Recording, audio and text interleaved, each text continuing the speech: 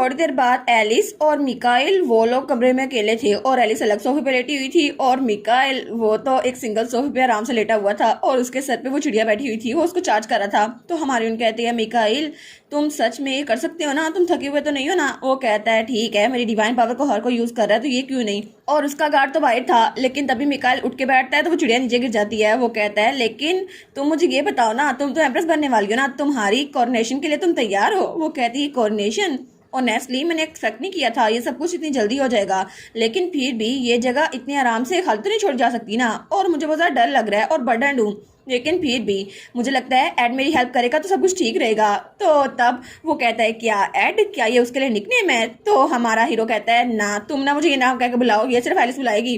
वो कहता है क्यों, बस थोड़ा सा ही तो है, क्या कोई गलत है अगर मैं तुम्हारा नाम लेकर बुलाऊं तो वो कहता है एड एड, मैंने तुम्हारा लास्ट पार्टी तो बस ड्रॉप किया है और क्या किया है। वो कहते हैं ही बड़ा फनी है। तो हमारी एलिस उनको देखकर स्माइल कर रही थी। वो सोचती है कितना पीसफुल माहौल है ना, और वो सोचती है फ्यूचर में मैंने जो नावल पढ़ा था वो तो बिल्कुल इससे डिफरेंट था, क्योंकि अब मुझे जो लोग यहाँ पे मिले हैं, जो लोग मरने वाले थे वो अब जिंदा हैं। अलोइस, उसकी बहन, रेचल, उसका फादर, सब लोग यहाँ पर है और मैं भी जिंदा बच गई। और तभी वो चिड़िया उसके पास आती है। तो हमारी कहती है स्पिरिट बस हम लोग के खुश होने का टाइम बच गया है ना। तो वो स्पिरिट वो अपना मैजिक करती है, तो हमारी हीरोइन का फ्यूचर की झलक नजर आती है और तभी उसकी आइज का कलर चेंज हो रहा था और तभी उसको बेबी कार्ड नजर आता है। तो तब वहां पे एडविन खड़ा हुआ था, तो तब एडविन को बुलाती है। तो एडविन उसकी आवाज सुनता है और पीछे मुड़ के देखता है और उसके हाथ में एक बेबी था जिसके बाल सेम टू सेम हमारी एलिस की तरह थे। और तब एडविन वो स्माइल करता है। तो हमारी हीरोइन वो फ्यूचर देखकर वो कहती है क्या ये सच में फ्यूचर होने वाला है। तो तब वो थोड़ा सा ब्लश करती है, वो उनको देखती है जो अभी भी लड़ रहे थे एडविन और मिकाइल, और तब वो स्माइल करती है। वो कहती है फ्यूचर इतना भी बुरा नहीं होने वाला ना, क्योंकि फ्यूचर अगर ऐसा हुआ तो फिर मुझे बहुत ज्यादा खुशी होगी। और दूसरी तरफ हमें स्टेला का हाइड आउट दिखाया रहता है, जहाँ रात के वक्त सब लोग तलाशी ले रहे थे और वहाँ पे बहुत सारी बुक्स पड़ी थी।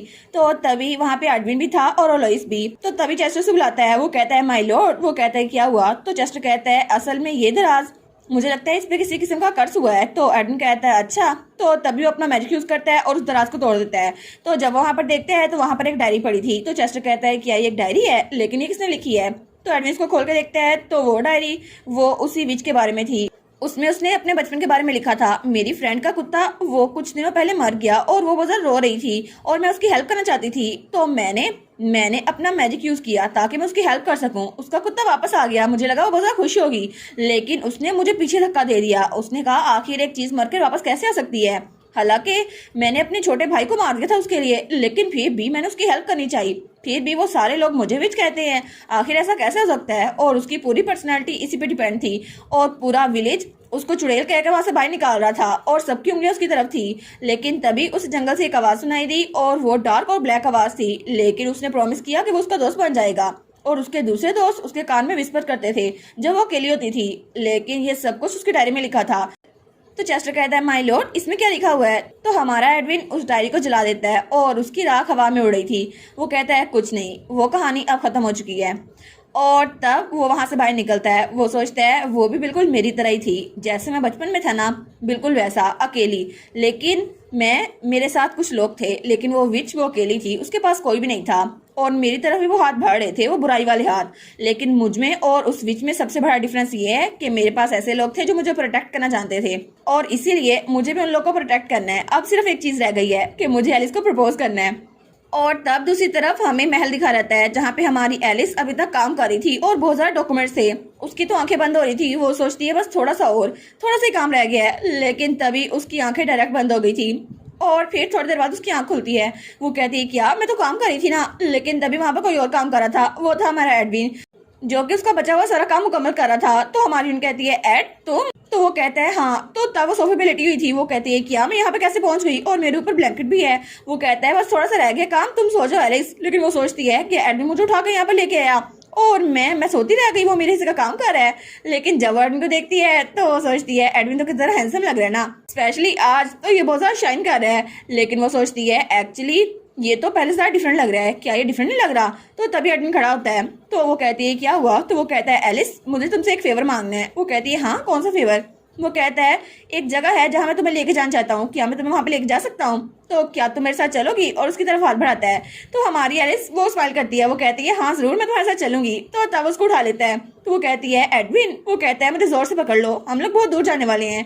तो तभी वो अपनी आंख बंद कर लेती है और तब खिड़की खुली थी और एडविन वहां से छलांग मार देता है और तब वो एक ट्री के ऊपर खड़ा था और वहां से पूरा जंगल नजर आ रहा था। लेकिन थोड़ी देर बाद हमारी एलिस अपनी आंख खोलती है, वो कहती है ये जगह, क्योंकि वो वही टावर था जहाँ पे हमारा एडविन बचपन में कैद था। वो कहती है ये तो ड्यूक का टावर है ना, और तब वहाँ पर लैंड करता है। वो कहती है लेकिन तुम यहाँ पर क्यों लेके आए मुझे?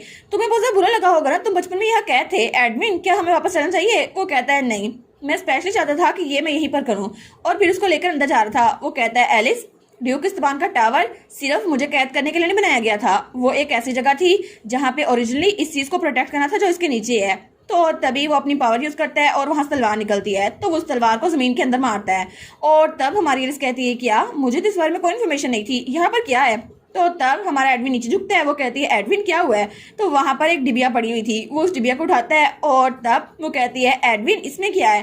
तो वो उस डिबिया को खोलता है और कहता है ये इस्तान फैमिली का सीक्रेट है ये चीज, क्या एलिस तुम मुझसे शादी करोगी? और तब उसको प्रपोज करता है। तो एलिस उसको देखती है, वो कहती है क्या ये मुझे प्रपोज कर रहा है? सच में मैंने कभी एक्सपेक्ट नहीं किया था।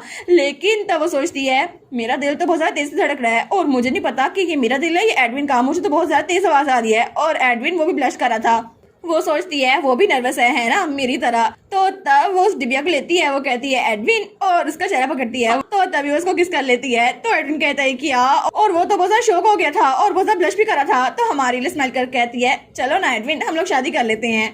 और फाइनली एडविन का प्रपोजल कंप्लीट हो गया था। और उसके बाद हमें कुछ दिनों बाद का सीन दिखा रहता है जब पूरे शहर में हर कोई जश्न मना रहा था और वहाँ पे सेलिब्रेशन हो रही थी, हर कोई पूरे शहर को सजा रहा था। और हमारी हीरोइन की बेकरी, वहाँ पे भी सारे आइटम्स आज के दिन के लिए फ्री मिल रहे थे और हर कोई वहाँ पे रश लगाए हुए था। तो तभी वहां से बहुत ज्यादा बग्गियां आ रही थी और उन बग्गी में हमारी रेचल भी थी। वो कहती है फादर, लोग के चेहरे पे एक्सप्रेशन कितना अच्छा लग रहा है ना, सारे सिटीजन बहुत ज्यादा खुश हैं है ना? तो वो कहता है हाँ बिल्कुल, क्योंकि नई एम्प्रेस आज थ्रोन पे बैठने वाली है ना। तब उसका फादर कहता है क्योंकि हमारी जजमेंट वो बिल्कुल भी गलत नहीं थी, हमने एलिस के बारे में जो सोचा था वो बिल्कुल अच्छा हुआ, क्योंकि वो स्पिरिट की ब्लेसिंग के साथ यहाँ पर आई है। और तब दूसरी तरफ हमें महल का सीन दिखा रहता है जहाँ पे हमारी एलिस उसको आना तैयार कर रही थी और आना अभी तक उसके साथ ही थी और हमारी एलिस के हाथ में बहुत लंबी लिस्ट थी जिसको वो तैयार कर रही थी। वो सोचती है अब मुझे क्या करना चाहिए। तो तभी वो कहती है आना, अब मैं क्या करूं, मुझे तो लगता है मुझे पूरी स्पीच भूल जाएगी। तो वहीं पे एडविन आता है। तो आना कहती है आप ऐसे टेंशन ले रही है, आपने इतनी बार इसकी प्रैक्टिस की है, आप तो नींद में भी इसको रिसाइट कर रही थी। वो कहती है लेकिन मैं सच में बहुत ज्यादा नर्वस हूँ, मैं तो बहुत ज्यादा डरी हुई हूँ, मैं इसको मैसअप कर दूंगी। तो तभी एडविन उस स्पीच को लेता है। तो वो कहता है अगर तुम्हें ये नहीं करनी तो रहने दो, मैं कर दूंगा, बस तुम्हें डरने की जरूरत नहीं है। तो वो कहती है नहीं नहीं, मैं ये करना नहीं चाहती, ऐसा नहीं है, बस मैं थोड़ी ज्यादा एक्साइटेड हो गई थी। तो तभी वहां दरवाजा खुलता है और मिकाइल आता है। वो कहता है अभी तुम लोग की तैयारी नहीं हुई? वो कहती है ईवान, एल, तुम लोग आ गए। तो एडविन को तो बड़ा गुस्सा चढ़ा था कि ऐसे ही मैं उठा के आ गया। तो तब मिकाइल कहता है वाह, ये तो तुम पे ज्यादा सूट कर रहा है जितना मैंने सोचा था। वो कहती है थैंक यू एल, तुम भी आज अच्छे लग रहे हो। तो वो कहता है तुम तो ऑब्वियस बात कर रही हो, मैं तो हर बार अच्छा लगता हूँ। तो तभी हमारे एडमिन को तो बड़ा गुस्सा आ रहा था और पीछे से इवान मिकाइल के पिंच करता है। वो कहता है बस कर दो। तो वो कहता है भाई बहुत ज्यादा दर्द हो रहा है। तो हमारे लिए स्माइल करती है। वो कहता है एनीवेज आज आखिरी बार होगा ना, हम इतने कैजुअली बात कर रहे हैं। एलिस, नहीं मेरा मतलब है योर मैजेस्टी। और उसके सामने झुकता है। वो कहता है कॉन्ग्रेचुलेशन, आज आप एम्प्रेस बनने वाली हैं और मैं उम्मीद करता हूँ कि आप हमारे एम्पायर के लिए अच्छा काम करेंगी और आप अच्छे से रहेंगी। तो एलिस वो भी स्माइल करती है। तो तब इवान भी हमारी हीरोइन को ग्रीट करता है। वो कहता है मैं भी आपको कांग्रेचुलेशन कहता हूँ योर मैजेस्टी। तो वो कहते हैं इवान तुम मुझे मेरे नाम से बुला सकती हो और ये अच्छा होगा कि मुझे एक दोस्त की तरफ से भी ग्रीटिंग मिले। तो तब वो भी स्माइल करता है। वो कहता है जी। और वो सोचता है जब मैं इनको ट्रीट करने के लिए ड्यूक की स्टेट में गया था ना, तो मैंने कभी इमेजिन नहीं किया था ऐसा दिन भी आएगा। और ये तो बहुत छोटी बच्ची थी लेकिन अभी मेरे सामने ये एम्प्रेस बनने वाली हैं। और तब वो एडविन को भी देखता है। वो कहता है एडविन भी बिल्कुल बड़ा हो गया है और मिकाइल मेरा भाई वो भी बड़ा हो गया है, लेकिन मैं कुछ ज्यादा फिक्रमंद हो रहा था कि ये बच्चे कैसे बड़े होंगे, लेकिन कितने अच्छे से बड़े हो गए ना। और आना की आंखों में भी आंसू आ रहे थे। वो कहती है प्रिंसेस आप तो बहुत जल्दी बड़ी हो गई। तो इवान कहता है कोई बात नहीं, हम लोग पिकनिक मना लिया करेंगे। वो कहती है हाँ हम जरूर ऐसा किया करेंगे। और तभी वहां पे कोई कहता है योर मैजेस्टी आपके एंट्रेंस का टाइम है। तो तब एडविन उसकी तरफ हाथ बढ़ाता है। वो कहता है ठीक है एलिस, तो चलो बाहर चलते हैं। और क्या तुम मेरे साथ चलोगी? वो कहती है हाँ और उसका हाथ पकड़ लेती है और दोनों हाथों में हाथ डालकर बाहर निकल रहे थे। लेकिन तभी पूरे हाल में सारे नोबल्स जमा थे और तभी वहां पर दरवाजा खुलता है और ऐलान होता है एलिजाबेथ रूट एल्गोरस वान हर मेजेस्टी एम्प्रेस एंटर हो रही हैं और वहाँ पे इवान, मिकाइल, उसका गार्ड और बाकी के लोग भी थे और चेस्टर और लोइस भी थे। वो सोचती है सब लोग यहाँ पर जिंदा है जो कहानी में मर गए थे और वहाँ पे रेचल और उसका डैड भी था। और फाइनली तब वहाँ दरवाजा खुलता है और हमारी एलिस वहाँ से आती है। वो सोचती है ये पूरी दुनिया, ये मेरी दुनिया बन गई क्योंकि मैं इस जगह से नहीं थी, लेकिन फिर भी अब ये एम्पायर ये मेरा होगा। और तब वो ताज उसके सर पे रखा जाता है और फाइनली हमारी एलिस वो एम्प्रेस बन चुकी थी और वो कहती है मैं एलिजाबेथ रूट एल्गोरस वान डिक्लेयर करती हूँ कि अब से इस पूरे एम्पायर की प्रोस्पेरिटी के लिए काम करूंगी। और वो बहुत लंबी स्पीच देती है तो सब नोबल्स वो कहते हैं जी हमें उम्मीद है कि आप ऐसे ही करेंगी। और उसके बाद बालकनी का दरवाजा खुलता है और हमारी एलिस वहां पर आती है और तब वो स्माइल करके अपनी पूरी आवाम को देखती है और हर कोई इसको देखकर बहुत ज्यादा खुश था। वो सोचती है मैं अब एक न्यू एम्प्रेस बन चुकी हूँ तो अब से मुझे अपनी एम्पायर के लिए काम करना होगा चाहे कुछ भी हो जाए, ताकि कोई बच्चा अकेला न रहे और सब लोग खुश रह सके क्योंकि अब से सबके लिए एक बेटर टुमारो होगा। और तब हमारी ये सोचती है और मैं अकेली भी तो नहीं हूँ ना, मेरे साथ बाकी लोग भी हैं और मेरे साथ एडविन भी है। और तभी वहाँ पे एडविन आता है और वो कहती है ठीक है अब मैं इंपेरियल डिक्री अनाउंस कर दूंगी। और एडविन उसके साथ आकर खड़ा रहता है और दोनों स्माइल करते हुए कितने प्यारे लग रहे थे ना। तो सब लोग उनको देखते हैं, वो तो बहुत ही ज्यादा खुश हो गए थे। वो कहते हैं वाओ एम्प्रेस के साथ साथ एम्पर भी।